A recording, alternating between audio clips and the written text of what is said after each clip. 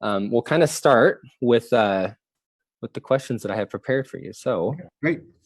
Let me just pull those up. So as people don't know, my name is Jonathan. I'm the social media manager for Community Colleges of Spokane, and I am joined by Bob Lutz. He's the health officer of Spokane Regional Health District.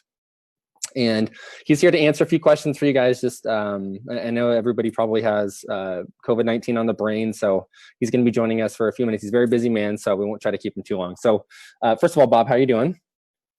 As you said, Jonathan, quite busy. Yeah. But yeah, my daily routine has certainly changed, but it's been a busy daily routine and all good. Thanks for asking. Yeah, of course. So we just kind of wanted to dig straight in. So how long can we expect this sort of pandemic to last? And what I mean is, like, how long will life feel this, odd? Yeah, I get asked that question almost on a daily basis, if not once, probably half a dozen times. And I think it's really difficult to tell. If you look at the experience internationally, you'll see that in some communities, in some countries, you didn't see what we refer to as flattening the curve for a month and a half. Mm-hmm. And even then, after that curve is flattened, you still have all of the issues that need to take place as we get back to life as normal. We've been sort of operating on a 30, 60, 90-day plan, knowing that the next 30 days are going to be very informative. Our hope is that lessons learned from what has unfortunately befallen our colleagues on the west side of the state, where they got hit very hard, very fast. We have been, as everybody knows, sort of instituting, recommending, and now requiring these non-pharmaceutical interventions, social distancing, and now closing businesses, things of that sort, in an effort to lessen the impact. It's easier to handle a rainstorm when it comes over hours rather than over minutes. And do you think that Spokane and Eastern Washington have been benefited from that, of seeing what happened on the west side and kind of preparing ahead of time? I definitely think it's benefited us from the standpoint of preparation. Now, whether that preparation is going to play out in a way that lets us have the rains come more slowly, I think only time will tell. We're in constant, over the last 2 weeks, for example, we have been coordinating efforts across the community that have included government officials, public health, healthcare organizations, business organizations, all trying to what we call mitigate the stress on the system. I was just on a phone call with Department of Health about trying to provide what we refer to as surge capacity. Our major focus in many ways in public health for healthcare is to allow it to function appropriately and adequately. And as I mentioned before, if you have a lot of patients that need to be seen now, that's very difficult for them to handle that capacity in the moment. Right. I want them to be able to handle the capacity over many moments. That's our focus. And so it's all, the flattening the curve. I think a lot of people have seen that very helpful graph. Okay. And I know this has kind of already been answered as the governor spoke today, but do you anticipate the governor stay home, stay healthy? And a lot of people are calling it a lockdown, but it's not technically that. Do you expect that to continue? Yeah, I mean, obviously, we know it's going through mid-April, and I think one of the concerns has been that people haven't taken the message seriously enough. So it was never anyone's intent to lock down the community. But when I'm out driving on the weekend, on a beautiful sunny weekend, and I see 15 people playing pickup basketball, and I see a bunch of young people playing volleyball, and I see parties taking place, block parties taking place, people aren't taking the message seriously. As I continue to emphasize, we would not be asking people to do this kind of effort if we didn't know it's really the only means by which we can lessen the overall impact and hopefully shorten the duration. So you hear that, everybody? Stay home. Don't go out as much as you can. And on that topic of staying home, what advice do you have for people who might feel isolated or cooped up? Is it okay to still go, on a walk outside? Maybe not to a park where there's a bunch of people, but go walk down the street or around your block, or go to the grocery store, or go get some takeout food, things like that. Yeah, I think right on. I mean, first of all, look at what you and I are doing. We're socially connecting, albeit virtually. So with technology, anybody who's watching, listening, has the technological ability to connect. I've talked with folks in other countries using the same technology, so it's there. So we can connect, albeit not necessarily in person. Certainly the stay home, stay healthy message has affected our interactions, for example, in green spaces. Unfortunately, for example, we saw that parks were open and parking lots got full and they were overwhelmed, and now parks are closed. So that's kind of a tough call. Yeah. You can walk to the park, then you can walk through the park. You just need to maintain that social distancing. Right. Okay. Yeah, I was at Riverside over the weekend, and they actually had to close the parking lot because it was so busy. Yeah. So yeah. people were they were out and about. Right. But again, if you can walk to Riverside, technically the park is closed, but you can get on those trails and you're spacing yourself.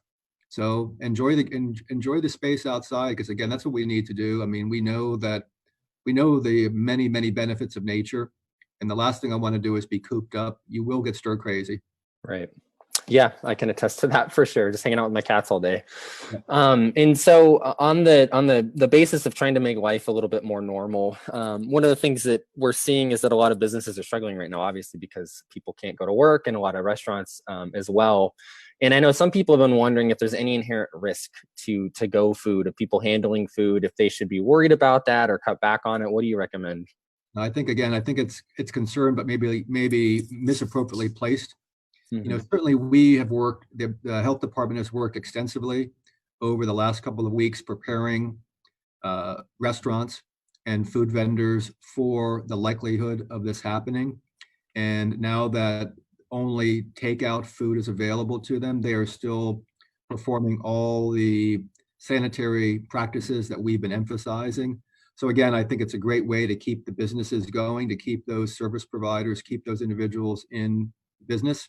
So definitely take advantage of it. I've been asked recently, for example, if somebody hands me a package and I touch that package, am I at risk? I say, wash your hands, and especially don't touch your face after you've been touching packaging. Because Right. you know that the transmission means busted. I'm bad at it. All of us are. But, again, we know that the transmission, one means of transmission is, again, hand to face. And so don't do it. Yeah, and that was one of the questions that we had was ordering books on Amazon or supplies or anything like that. Would you recommend washing your hands after you open it or touch it or anything like that? Sure would. Yeah. Definitely do that. Again, an ounce of prevention, a pound of cure. Okay. And then just again, avoid touching your face. And so kind of the natural progression of the questions. So if people do start to feel sick, and I know everywhere in the news, you're kind of seeing this national shortage of testing, either through availability or the test kits. So what steps do you recommend if students or anyone in our community does start to feel sick? Do you recommend that they go get tested, and where would they do that? And how do they go and seek medical advice in a safe fashion? Sure. I think, as you mentioned, testing is both a national as well as a local and regional issue. And if I had a magic wand, I would have been able to test a lot more people a lot earlier to really get a sense of where we are. Mm-hmm. That said, where we are is where we are. So in general, I'm telling people, and a lot of your students, depending upon their age and other medical issues, they may not qualify for testing because, again, given limitations, they don't meet all those criteria. But certainly the general message is check in with your healthcare provider, either directly, if you have one, through a nursing hotline, what have you, and run the question by the person on the phone, virtually, what have you, and get a sense and get a recommendation. Mm-hmm. There are testing opportunities in the community. All the different healthcare providers have the resources, albeit limited. And so certainly, as people know, there's been a drive-through out at the fairgrounds, and they've been seeing, on the order of 300 cars a day for the last couple of days, of which they're testing a good 120, 150 people who meet the criteria. So if you can get tested, great. But as I tell people during cold and flu season, if it looks like flu and acts like flu, it is, even without a test. And so we'll get to a point, especially as flu season winds down, and it is winding down, we'll get to a point where if you feel like you've got flu, you should assume that you've got COVID. and we're calling it COVID-like illness, not diagnosed, but COVID-like illness, and manage yourself accordingly. And that means essentially hunkering down, giving yourself plenty of time for rest, fluids, taking medication as needed for the fevers. And then our recommendations are that if you do hunker down like that, you hunker down for at least 3 days after you've been off of all medications like Tylenol, Advil, what have you, or 7 to 10, and I prefer 10 days, whichever lasts longer. Okay. So in other words, I get sick on Sunday and I feel like heck all the way through, and then I feel better by the following Monday. I'm going to stay hunkered down for a couple more days just because as I said, an ounce of prevention, a pound of cure. And do you recommend that they contact people they might have been, there we go, touching my face again, that they might have been in contact with, just to say, hey, heads up, I think I might have it, and you should just be wary and aware? That's a great recommendation. Thank you, Jonathan. Yeah, I mean, call those people that you've been in close contact with, not just walked by, not just you saw them, in a hallway, right? But we're saying close contact. It's close contact for more than 10 minutes. It's close contact with somebody who's been coughing or sneezing. If you're sharing a room, if you've got a roommate or something and he or she is symptomatic, then again, those are the individuals that we definitely want to be messaging to, watch your symptoms for up to 14 days. Mm-hmm. Okay. And just an aside, how long does the virus stay active on surfaces like paper, plastic, steel, human hands, things like that? Yeah, it varies. It varies based upon the surface. I've seen for days, depending on the surface. I've seen for hours. There's suggestion that UV light, being out in the sun, kills the virus. There's suggestion that heat kills the virus. It's all suggestion. It hasn't been documented, but I think there has been evidence that on some surfaces, it may last for days. And that's where, again, that clean, I sort of tell people, if it's touched frequently, it's cleaned frequently. And so it's the same thing with your hands. Your hands are touching things all the time. Wash your hands all the time and don't touch your face. For at least 20 seconds, everybody. I'm gonna wash my hands right after this because I've been a terrible job of not touching my face. And so the last question I have for you, and this again kind of goes to the just the anxiety that a lot of people are feeling right now. So the actions we're taking, like social distancing, quarantining, that the governor has ordered and that we've done here locally in the county and the city, is it a sign that things will eventually get better? And what I mean by that is a lot of people will see this as the end of times, that we're headed towards a cliff or something like that. But I get the sense that in public health, this is exactly what we want to be doing. So do you want to speak on that at all about what this kind of means from a public health perspective? Sure. I would suggest to you, Jonathan, that if we weren't doing this type of work and providing these recommendations and or now these actual guidelines, we would be heading towards the cliff. So we're really trying to, again, flatten that curve, trying to slow down, both decrease the number of people impacted and the severity of the impact. If you look historically at other pandemics and you look at the successes are borne out by essentially two efforts. It's diagnosis, which allows you to socially distance or socially isolate in this case, or you're going to be self-isolated, and then do the social distancing. We have not, unfortunately, been able to do the testing as robustly as we would like, and therefore we're falling back on option number 2, which should be done in conjunction with option number 1, mind you, but option number 2, which is really that social distancing. Okay, great. Well, is there anything else that I didn't ask you that you want to say before we let you go?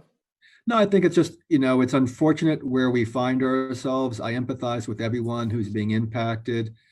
It's been challenging for me, for example, in that my in-laws who fit one of the at-risk categories, when I dropped off food the other day, I dropped it off on their front door. They acknowledged that I was there and I couldn't see them. Oh, yeah. And I haven't been able to see my niece because she's concerned, and I get that. So it's impacting all of us at various levels.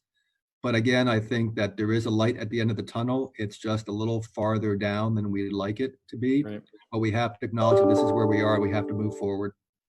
And eventually there will be toilet paper on the shelves, I'm sure. Exactly. We can only hope. All right. Well, Bob, thank you so much for joining us again. Health Officer, Spokane Regional Health District. We appreciate it. And you have a good rest of your day. Thank you, Jonathan. Likewise. Yeah. Thank you, sir.